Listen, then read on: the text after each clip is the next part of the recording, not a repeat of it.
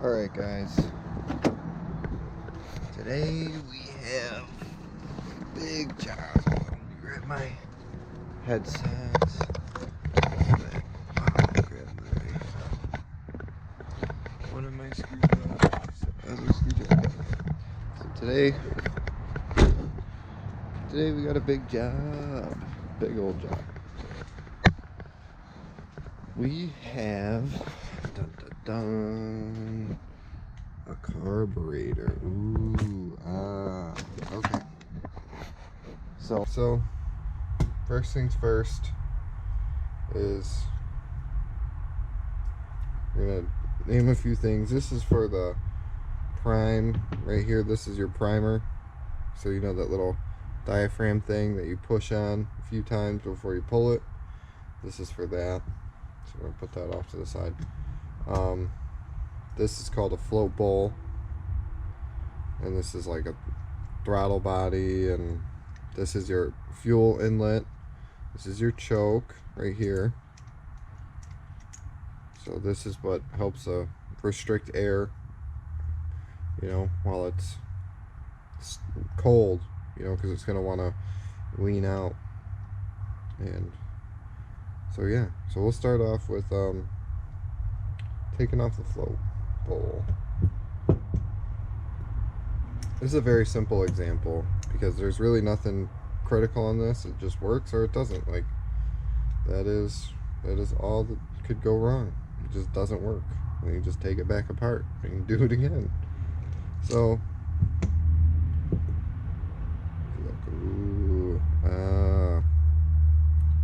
what we're gonna want to do for the purpose of how we're gonna rebuild this is we're gonna want to separate all the things that are metal and not metal, because I have this chem dip stuff, and that seems to work really well, you know, for stuff that is like sitting around for a while. See, look, this is your float. You have to be careful with this, because see, there's like a little needle in there, and it's like spring loaded. You don't want to lose that, and you don't want to mess up the spring. So there's just a little pin right there. See, it's already coming out. I'll just grab a pair of needle nose. Actually, hold on.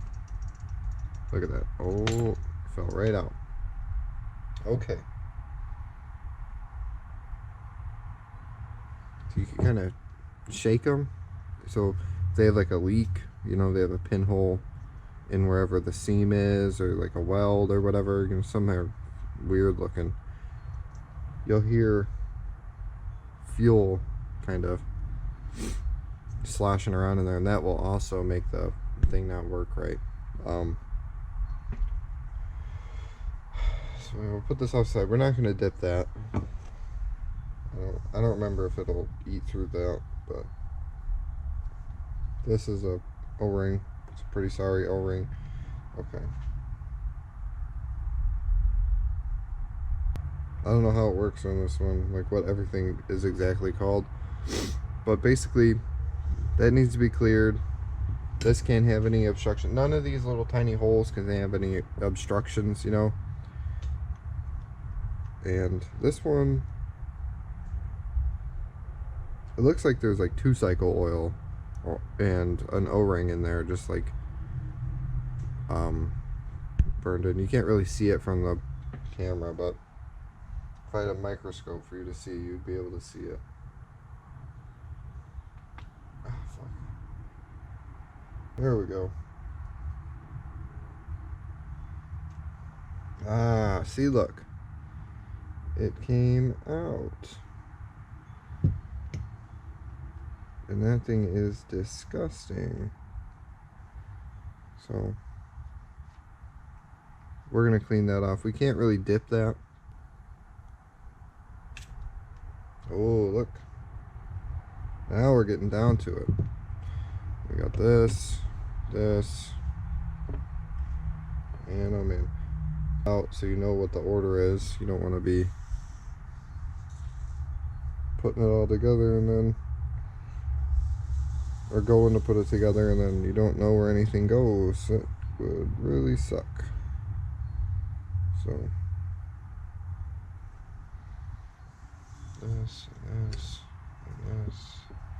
Float ball, pin, needle and seat, or needle and spring, whatever the hell it is. And then finally we have this gasket on the top right here. I'm going to try and save it, at least so I can cut out a new one. But if it's reusable, I want to reuse it. And that's about it. These are really simple. There's only just that main jet down the center, and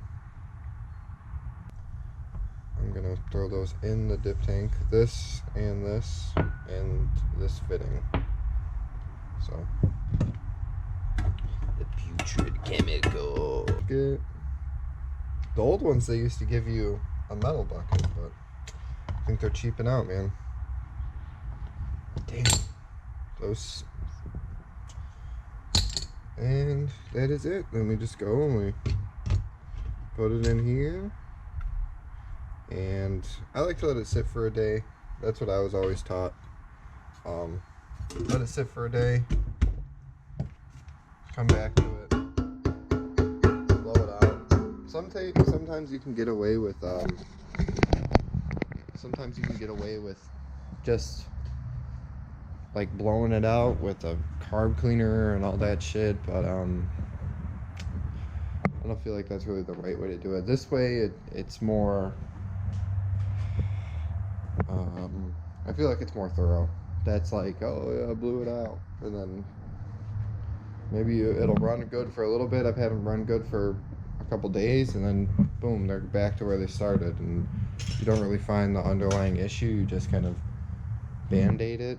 Or like tomorrow morning when I put the thing back together, and probably just take one of me putting it back together, and then hopefully it'll start up. I have premix in it, brand new premix, so that's already good to go. Yeah, so I didn't take a video of it, but I put that carb back together. Yeah, it worked. You just basically reassemble it the way you took it apart. It's not really hard, especially for this one. There was no like mixture screws or anything really important to worry about. But here, I'll just do a little, prime it, chokes on, ignition's on.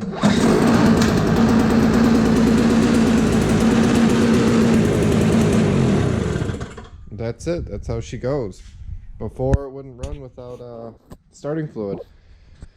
So that's a bit of knowledge, some food for thought or something. You know, good for a lot of shit. You can fix dirt bikes and motorcycles with that. A lot of shit still uses it. So, you know, people just throw that shit away, and you can make money on it too, you know. So, all right. Look at this. Again. So this is a whole nother issue. This should be done by now, but I'm a fool for thinking otherwise, you know. I did get fuel lines run. Some productivity. Harness is ready to go. Bunch of shit is ready to go, but this stupid throw-up bearing issue is giving me the biggest fucking issues, you know what I mean? It's just driving me nuts. But yeah, I got another one. Maybe I'll do another video if you guys really like it or something. It's not really much to it, but something. I'll do the dirt bike. Yeah, the dirt bike will be more fun, because that actually has mixture screws and shit. But yeah, thank you guys for watching. As always, subscribe and like, comment, say I'm an idiot. Whatever you want to do, I don't give a shit.